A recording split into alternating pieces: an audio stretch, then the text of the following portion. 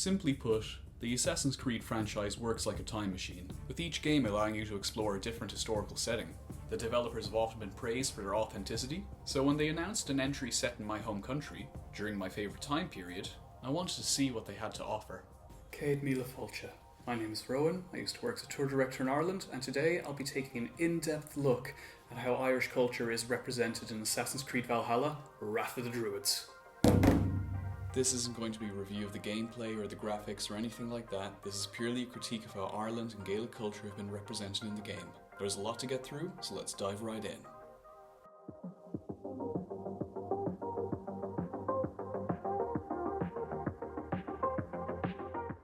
As with all the other Assassin's Creed games, Wrath of the Druids features an open world map that you can explore.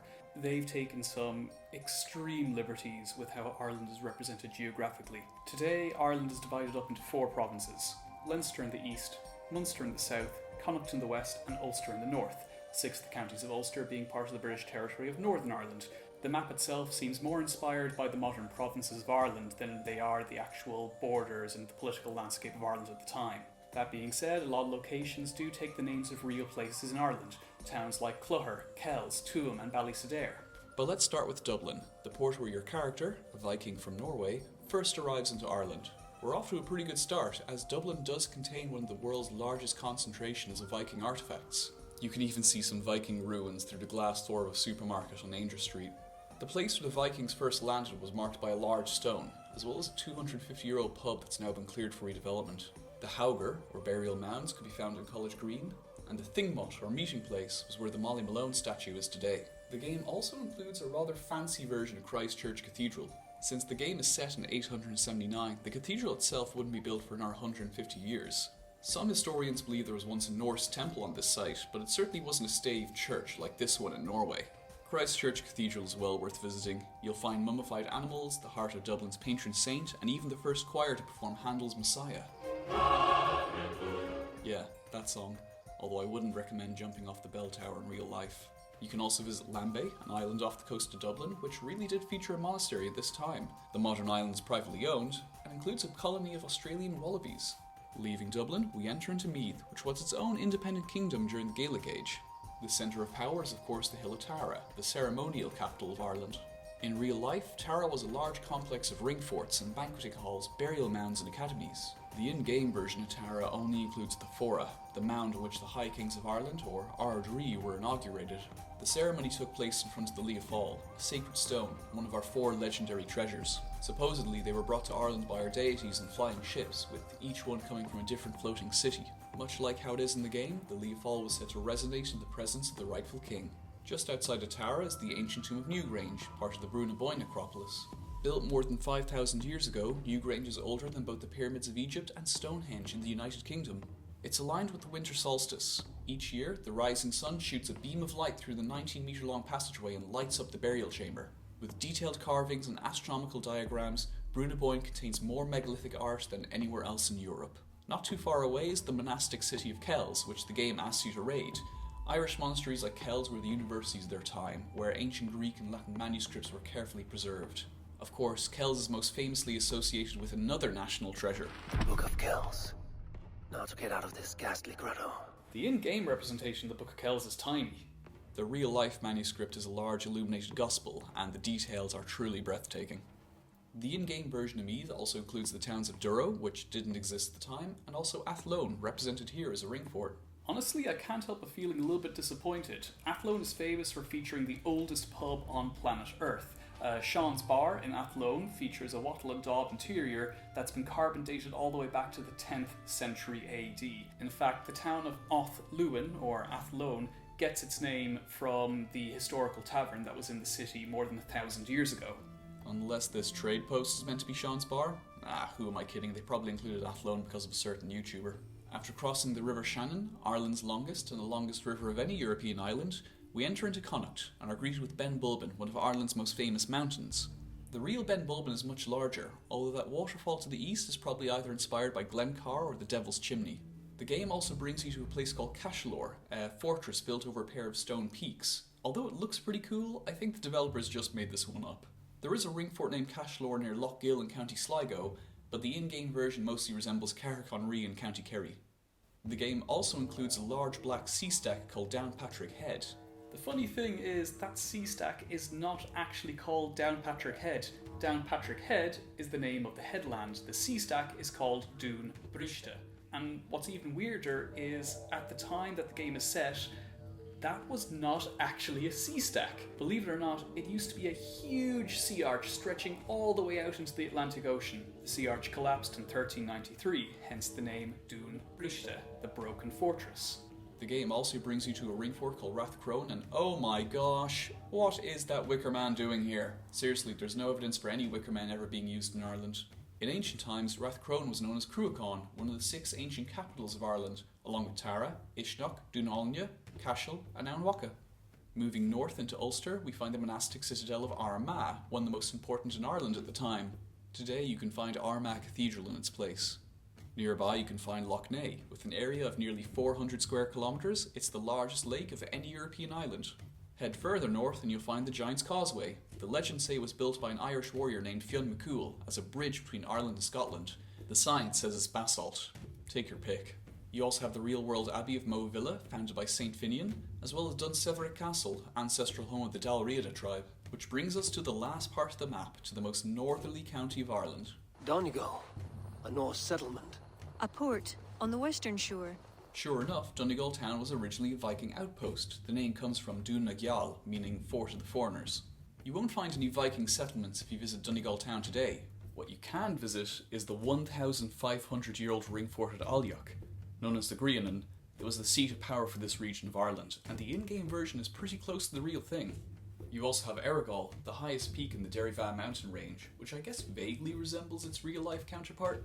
Honestly, I can't help but feel more than a little disappointed with how they've represented Donegal in this game. Donegal has some of the most stunning coastal scenery in Europe, and indeed some of the highest sea cliffs in Europe, and instead what we get in the game is just this sort of generic, Skyrim-y, low-lying coast that is nothing like the spectacular landscape that we have in real life. So with that out of the way, let's move on to how Ireland is represented culturally in the game. Now, for all the other Irish out there, you're probably more than a little worried with how our accents are handled in the game, because the last time there was an Irish character in an Assassin's Creed game... Sorry to drop in unannounced. Am I boring you? I can see my house from here. This is my domain. Oh, hello. Look, you can fly! Don't worry, they're not as bad as that. I didn't say they were good. Some of them, like the voice for Flann Sinna, are actually pretty decent. Even with your cunning and guile, you would not go unchallenged. And there are some actual pretty good attempts at doing a lot of the regional variations, like the accents from northern Donegal. So, Stern, what brings a Viking from Donegal here? Forgive my brother's bluntness. We will get to the root of this, I assure you. Others veer a little bit more into Scottish territory. He understands that to be king is to be king of all. And others... Kira, are you ready at last to return to the joys of the forest? Okay, so the accents aren't great, but do they at least include the Irish language in the game?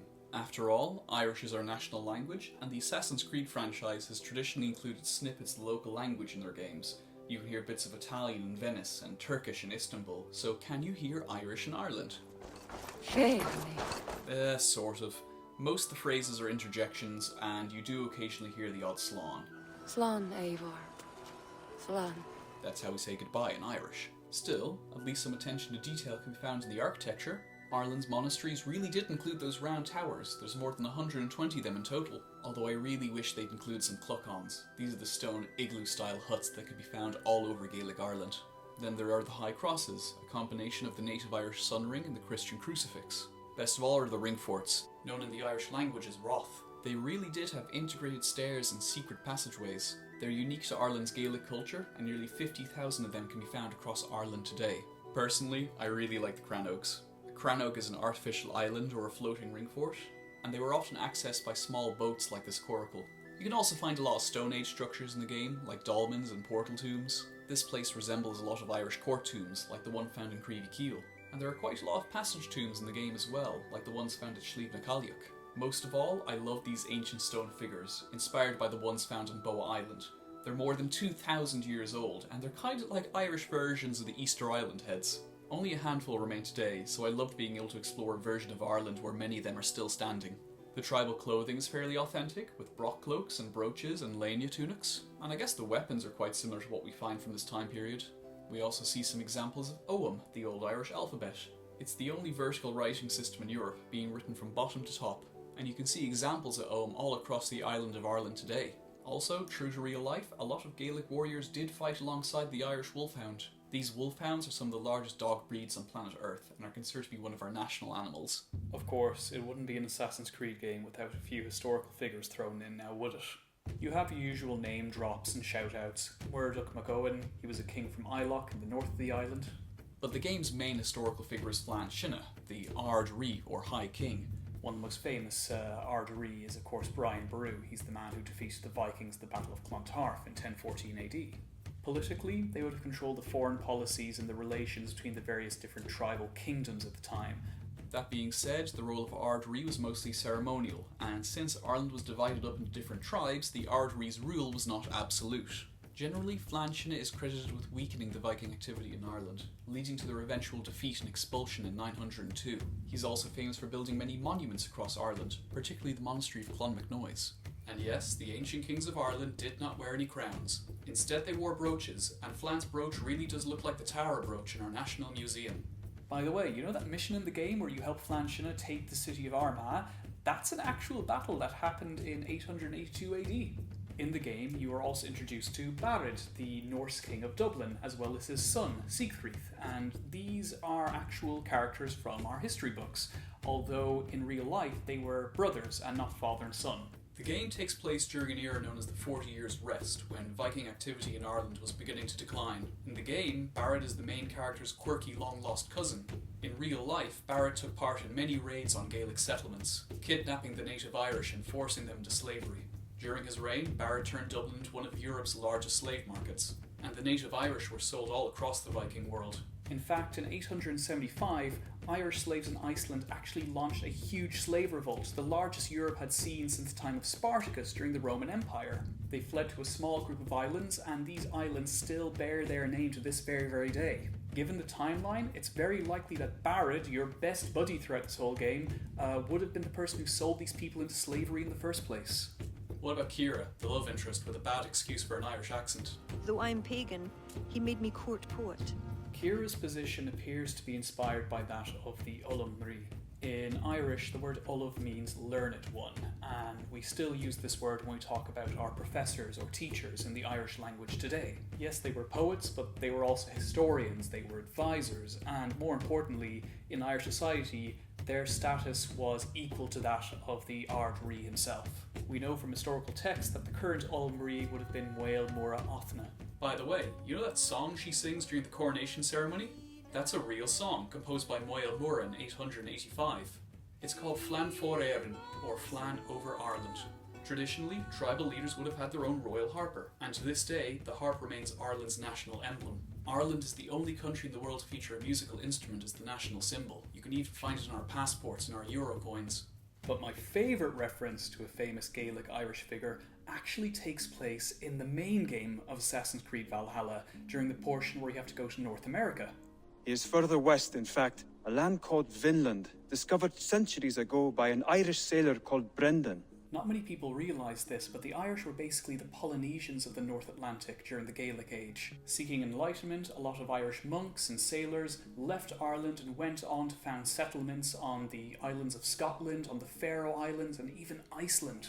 There are places in the Faroe Islands named after the Irish monks who lived there, and the Icelandic sagas actually record Irish people living in Iceland at the time when the Vikings arrived.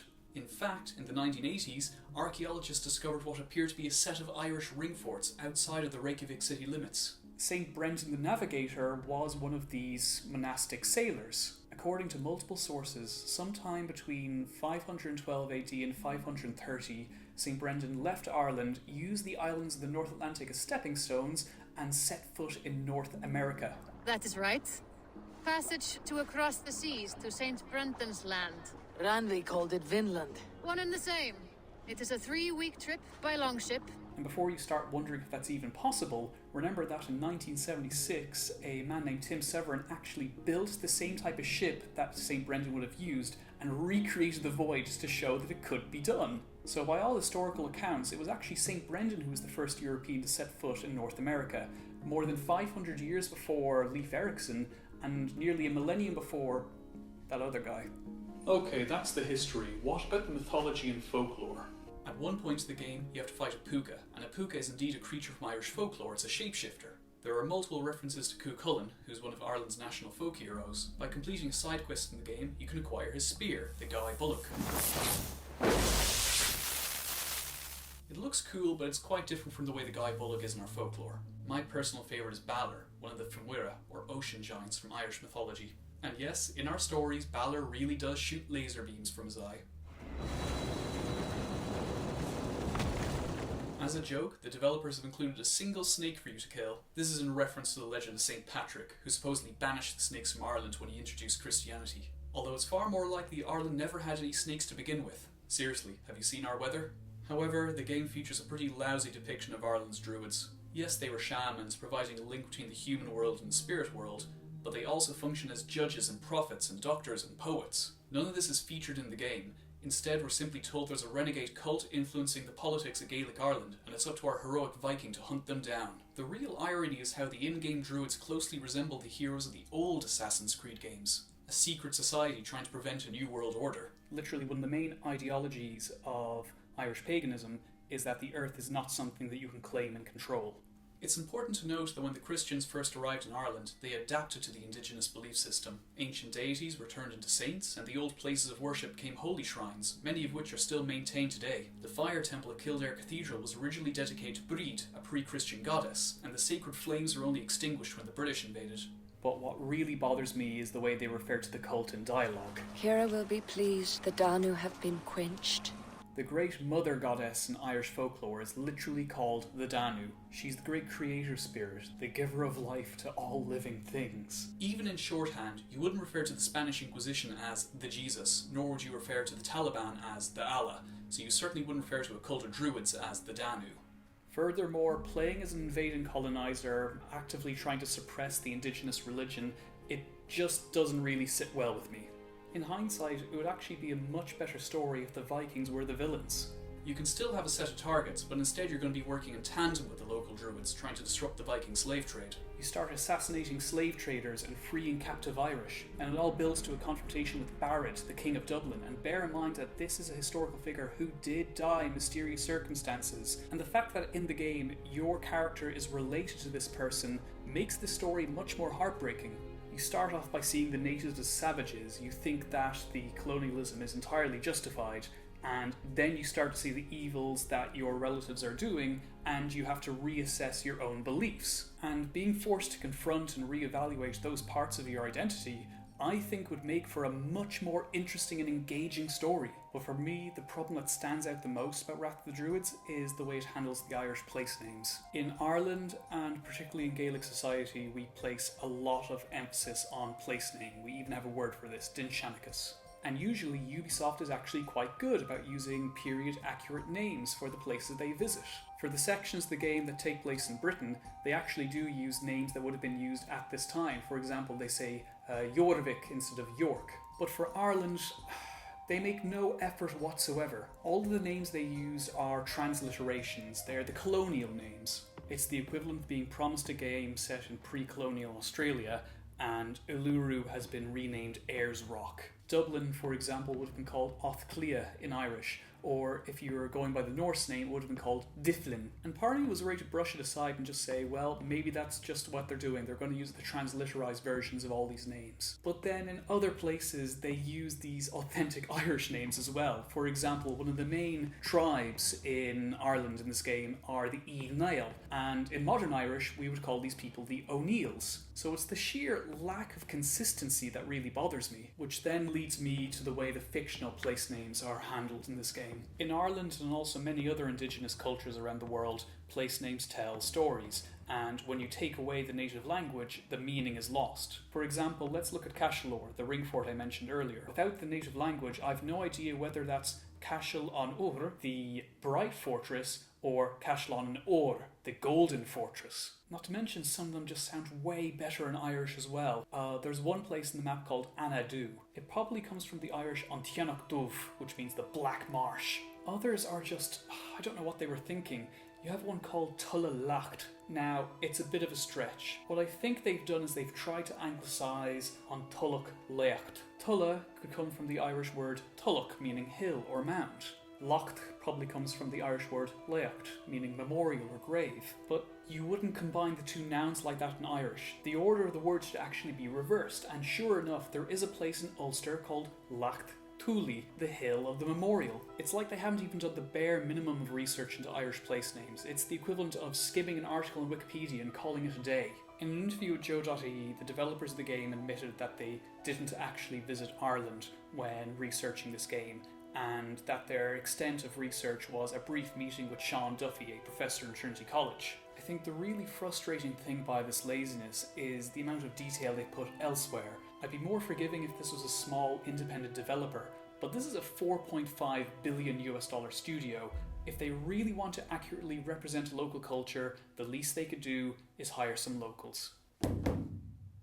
It's no secret that the quality of the Assassin's Creed games has diminished over the past few years. And while it was nice to see Gaelic architecture and some landmarks I grew up with, it's obvious the developers had a very limited understanding of the Irish setting. And given how underrepresented we are, I can't help but think of this as a missed opportunity. If you're interested in seeing a more faithful representation this time period, I highly recommend the movies of Tom Moore, particularly The Secret of Kells. And if you're interested in seeing how Ireland has been portrayed in other games, well, leave a comment down below. I might have to make another video. Thank you so much for sitting through all my ramblings, and hey, if you learned something new about Ireland or Irish history, don't forget to click that like button and subscribe for more content. Until next time. Slán.